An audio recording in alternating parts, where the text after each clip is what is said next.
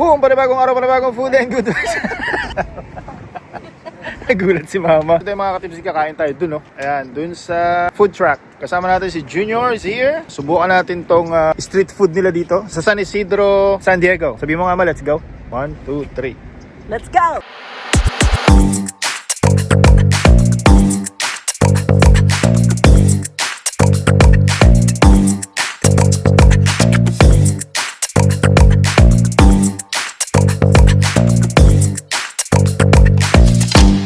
Muna tayo mga katipsi, maraming choices meron dito. Reina del Sur. Ayan. Tapos meron din doon sa kabila. Ayun. Pero parang masarap yung Birria Estilo. Yan yun.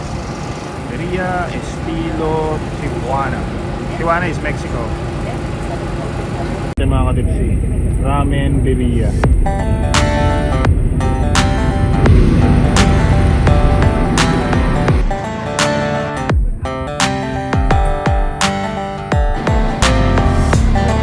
Kasi naka-order na tayo. Ayan o. So, meron tayong mga lime dito. May radish tayo dyan. Tapos ang laki o. Birria ramen. Itong in-order natin mga katipsis, tinatawag nilang Birria ramen. Ano ba itong Birria? Ang Birria is yung slightly spicy na sweet, sour, tapos yung super savory na Mexican beef stew. Pag sinabing Birria, it means Mexican beef stew. Parang sa atin sa Pilipinas, yung pinakasikat na stew sa atin is yung beef caldereta, di ba? O yung bacareta. Yung ramen naman, syempre alam mo naman nating lahat na ang ramen is came from Japanese, di ba? Kaya itong kinakain natin is technically fusion na pagkain to ng Japanese ramen at ng rich flavors of Mexican birrias. Wow! Oh, ano ba? Gusto mo? Hindi, bango. Bango, di ba? Saka marami siyang meat. Yung traditional daw na birria is usually siniserve lang siya na yun nga, yung stew, tapos may corn tortillas for dipping. Tapos syempre nag-evolve na rin, lately nagkaroon na ng mga birria tacos, mga ganun. At na-mix na rin siya sa iba't iba pang Mexican food. At ito ang kinakain natin is amoy pa lang talagang panalong-panalo na, nakakagana. Yung sabaw, rich in flavor, maaamoy at malalasahan mo yung dried chilies, yung mga ibang spices like smoked paprika, cumin, feeling ko may oregano din to, bay leaves, at kung ano-ano pang seasoning na talagang nagpasarap sa sabaw niya. Tapos yung meat naman, no, talagang sobrang lambot. Ayun, kung makikita nyo, parang talagang shredded na siya, no, talagang durog na. At palagay ko bago nila niluluto itong beef is minarinade muna to. Kasi habang inunguya mo siya, hindi mo lang ma-experience yung lambot. At bukod dito sa nalalasahan nating masarap na sabaw is yung meat is super flavorful din. Sa panlasa at itsura mukhang simple lang siya, pero palagay ko hindi ito madaling gawin. Kasi gagawa ka ng masarap na sabaw, syempre, masarap na beef. Kasi sa pagpapalambot pa lang, di ba, talagang ubos na yung oras mo dyan. Pero minsan siguro tatry din natin tong lutuin mga katipsi sa sarili nating version. Palagay ko una lang naman gagawin natin dito na kailangan nating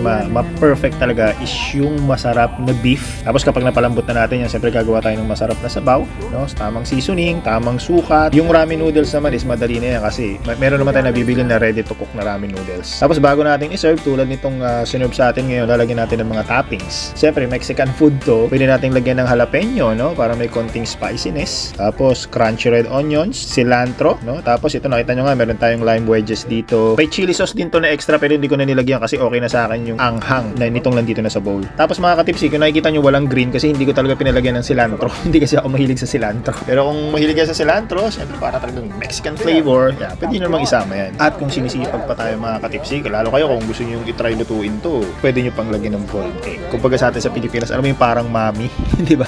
Pero sa atin chicken mami kasi yung common. Para sa akin, masarap ang street food na to, Birria ramen. Masarap at malambot yung meat. Ang sarap na mga combination ng seasoning na nilagay nila sa sabaw. Birria ramen is champion. Perfect combination ng Asian and Mexican fusion. Itong kinainan natin to din mga katipsi is tinatawag nilang food truck alley. Dito to sa San Isidro, San Diego. Bali boundary to ng Mexico at saka San Diego. Kung ibabaling ko yung camera sa kabila, makikita nyo Mexico na. Hindi ko lang na video kasi busy tayo sa pagkain. Ito kasing San Diego mga katipsi is isa to sa border ng Mexico and United States. Dito sa California. Yung mga malalapit dito at gustong pumunta dito sa food truck alley, marami namang options, may iba-iba, may seafood din sila dyan, may mga chicken, parang may Mediterranean pa nga akong nakita dito sa isang truck. So marami naman siyang choices kung gusto niyo ma-experience at trip nyo yung mga street food. Pwede tayong bumisita dito sa food truck alley. Ayun, nakikita nyo, daming kumakain.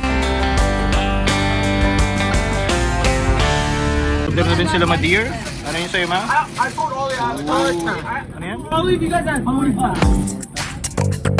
Favorite naman burrito.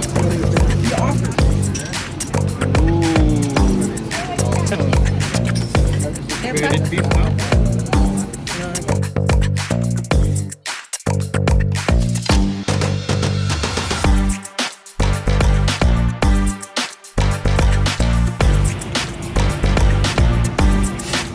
Lami! Ang masarap nga, no? Ano ba magkakaluto nila sa beef, no? Lami! Ay mga katimsi, tapos na tayong kumain. Masarap naman yung mga mahilig sa Mexican food. Meron naman tayong bagong spot dito sa San Isidro, San Diego. Tabi ito ng, ng boundary ng Mexico tsaka ng San Isidro outlet. So dito lang siya sa tabi. Ayan, masarap. Street food style. Masarap kasi sa street food yung kung ano siya talaga ginawa. Yun lang, walang arte-arte. Natural na natural yung flavor. Ang sarap ng birria, ang sarap ng meat, sarap ng ramen.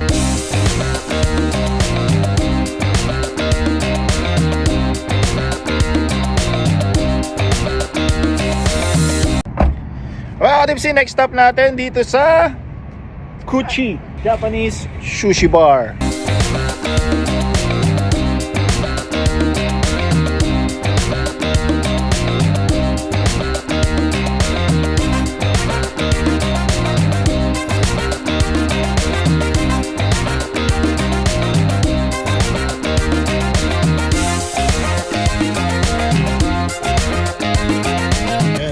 Marami sila dito sa menu nila mga ka-Tipsy. What is it? Ayan, pero ang kukunin natin is itong 50% na tiger roll. Okay. 50% yung sushi nila. Tsaka yung maki.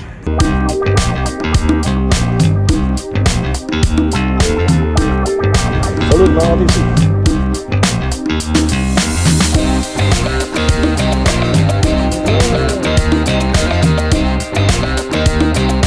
Ito na yung tiger roll natin mga ka-Tipsy. Dear, meron silang, ano ito ba, appetizer? Calamari appetizer. Gonna cause you to double. Supposed to put that. How's the appetizer, bro? 4.5 out of 5. Tikman nga rin natin mga ka-Tipsy. Ito sa sauce. Oh, it's good. Oh, Dad, Crispy. Really look good. Nakakashow ba? Ano sa'yo, Madir? The bento bulgogi.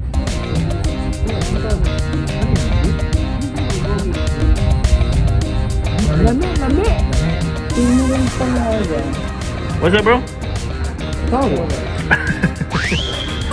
I am you.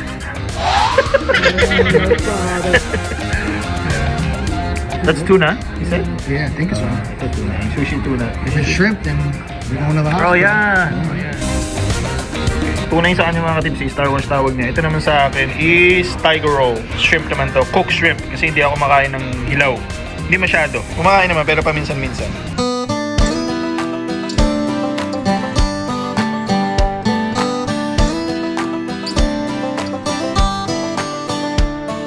Sarap. Fresh, creamy. Sarap yung sauce.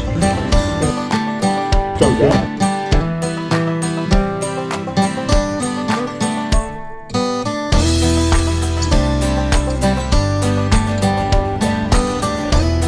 Ay mga Tipsy, mga mahihilig sa sushi o mga Japanese restaurant. Ito may napuklasan na naman tayo isang Japanese restaurant. Ito sa may IKEA, sa may Mission Valley. Mission Valley nga, di ba? Mission Valley. Sarap. Hindi ko na nilalagay yung mga complete address mga ka-Tipsy kasi pag sinearch nyo naman sa Yelp, nakikita naman agad.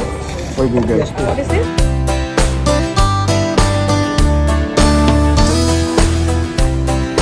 Well, Ano ito ba? Yung green beans mo. Green beans, tikman natin. Parang... Pwede pa yun, no? Crispy green beans. Pwede pulutan mga ka-Tipsy, mga mag-inom, pwede ito. Yung Baguio beans, crispy mo. Sarap pa. Tatatik, mama. Ano to? Eggplant. Eggplant naman, crispy rin. Tempura, yung tempura, ano? Not eggplant, Mama. That's Yeah, I think broccoli, ma. Oh, broccoli. Yeah, this is broccoli. Okay. Sorry po. Broccoli. Lagyan rin ng tempura. Sarap.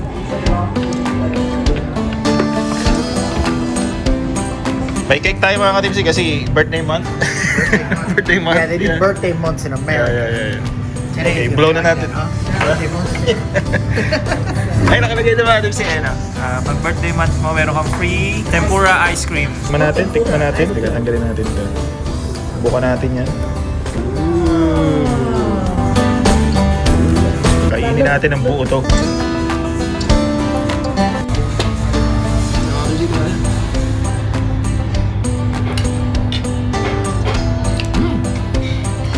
Lami!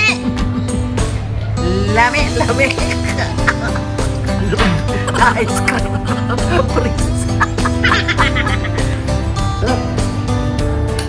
I'm frozen.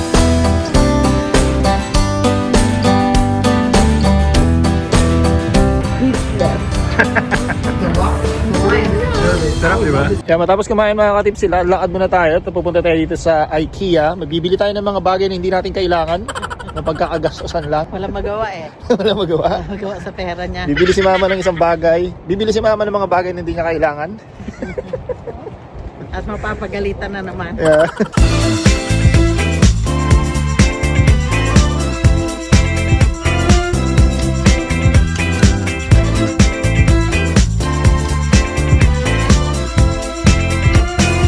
Ayan, may nakita na siyang hindi niya kailangan. Bibili niya yata. Lalagyan ng plato. Ayan, ano daw gagawin mo dyan? Lalagyan ng plato. Okay. Cute nga eh. May lalagyan ka ng plato ah. Iniisip ko nga eh. Pang-vlog ah. Alam? Pang-vlog. Oo. Yung ganito. Dito kayo magluluto. Mag-vlog, di ba? Mag-slice. Mas ganitong kalan gusto ko, ma. Ganitong kalan kasi pwede mong bagsakan ng wok yun. Pag yung electric kasi mababasag. Pwede yung mga katip, si Billy pa natin ba? Magkano raw siya? The whole thing ngayon tao nakalagay doon 9,403. The whole thing na yan. That's not bad. The whole thing na eh. Pera na lang kulang. Yun oh, mangangarap ka nga lang eh. Ayan, kwentuhan muna tayo nila mama. Dito sa IKEA.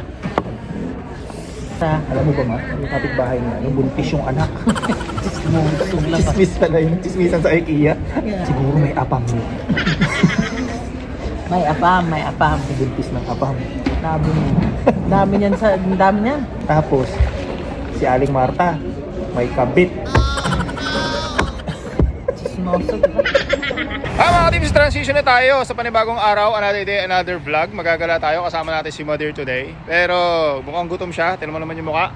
Kaya kakain muna tayo dito sa common lang muna, In-N-Out Burger. Let's go!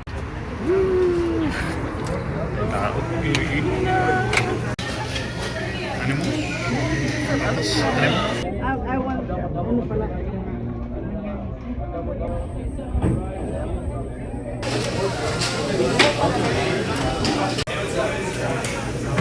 Nakikita. 56, please, and 57.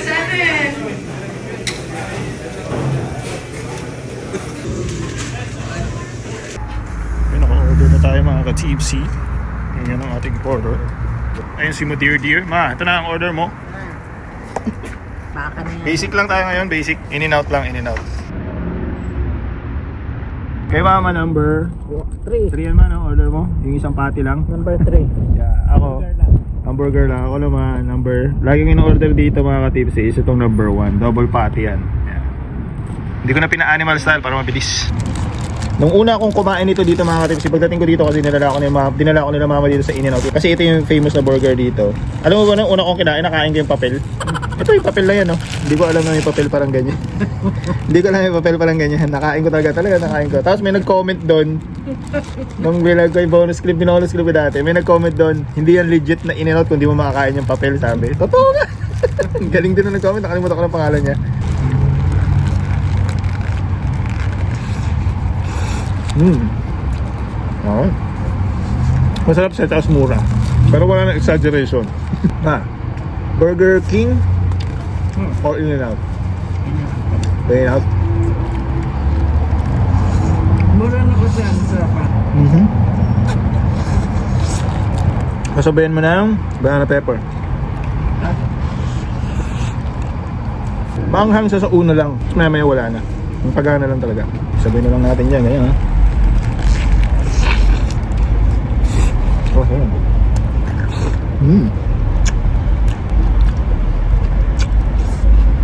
At ayan mga katipsi, tapos na nga tayo kumain dyan sa In-N-Out Burger. Busog ako ma? Busog ka? Kumain tayo. Sarap talaga dyan. Simple-simple yung burger, pero masarap. Wala namang exaggeration, wala namang special. Pero, Organ lang. yeah, normal na burger. Pero ewan ko ba't masarap? Kasi mura eh. Pero mura kasi, pero masarap. Ganda yung sauce nila. Next stop natin mga katipsi, magsha-shopping tayo. Wow! Ayan si Madirong driver natin. Pero yung shopping natin, syempre shopping Pinoy lang. Doon tayo sa mura, pero Discount, maganda. discounted. Doon tayo sa may discount, pero branded, maganda naman yung quality. Ito pupuntahan natin mga katipsi. Kung hindi ka maselan o hindi ka naman maselan sa pananamit mo, eh pwede na to. Kaya si Madir minsan bumibili dyan. Minsan lang naman. Lagi. Lagi ba? Kaya si Madir Dahil lagi. branded nga siya, branded name, pero alam mo yung parang disqualified sa ibang tindahan katulad ng Macy's kasi nga may May mga konting sablay. Ah. Ano ba? May konting gasgas. Oo, yung pagkakatahi na, May konting lumabas na. naagat, yung gano'n. mga O ganun kaya lang. yung bitones na wala ng Yung mga isa. taga rito sa US na Filipino, alam nila to. Ang pangalan nito ay Ross. Ross. Ross. Ross. Kung hindi ka lang maselan, hindi ka naman maselan at gusto mo Hindi, makatipid. tsaka talagang tsaga sa pagtitingin-tingin. Tsaka paghahanap Kasi yan. mga kachempo ko talaga na maganda. Parang sa atin sa Pilipinas, ukay-ukay siya, pero ito hindi pa gamit. Yung ukay-ukay kasi gamit na yun, di ba? Oo naman. Ito hindi to gamit. Galing din to talaga sa mga store Oo. na mga medyo sumablay sa quality ng konti. Kaya nilagay nila dito at sobrang mura ng price. Kaya talaga. Yun yung mga tinanggihan Yeah. ng malalaki. Kaya tara, ito. samahan nyo kami mga katipsi at magtingin-tingin tayo. Let's go.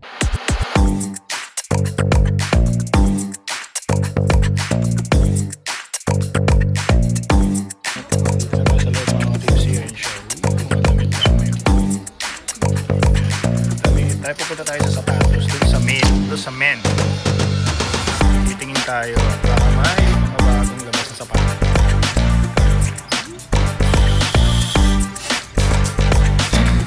Ayun o, parang ganito mga katipsi o. Tommy Hilfiger. O, di ba?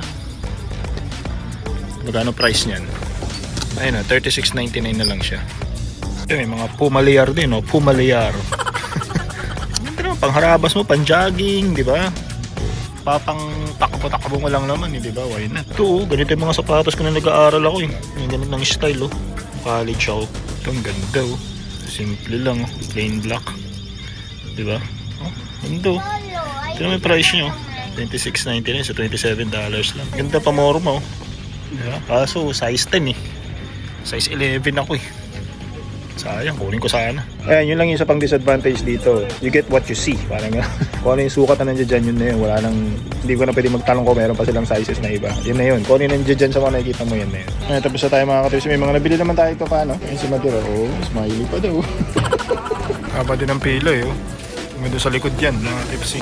Mga tipsi, tapos na tayo mag-Ross. Nakabili naman kami kahit pa paano. Nakabili kami sa Divisoria. Oh, parang divisoria ka. Ayan o, ayan kay mama. Ayoko na. Ito sa kanya rin to eh. Dalawa lang binili ko eh.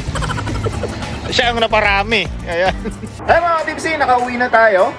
Sana nag-enjoy kayo sa ating Food in Good Vibes today. Maraming salamat ulit mga katipsy sa walang sawa niyong panonood sa vlog natin. Kahit may konting pagbabago, kahit minsan na lang tayo nagva-vlog. Pero hayaan nyo, minsan pag may time, magluluto ulit tayo. Nakakamiss din magluto syempre. At alam ko, namimiss nyo rin yun. Pero sa ngayon, ganito lang muna yung mga vlog natin. Pasyal-pasyal tayo, kakain tayo. At i-upload ko palagi, syempre, para kasama din na namin kayo. Ay mga katipsy, hanggang sa susunod nating video and adventures, always remember, stay tipsy lang. Salute!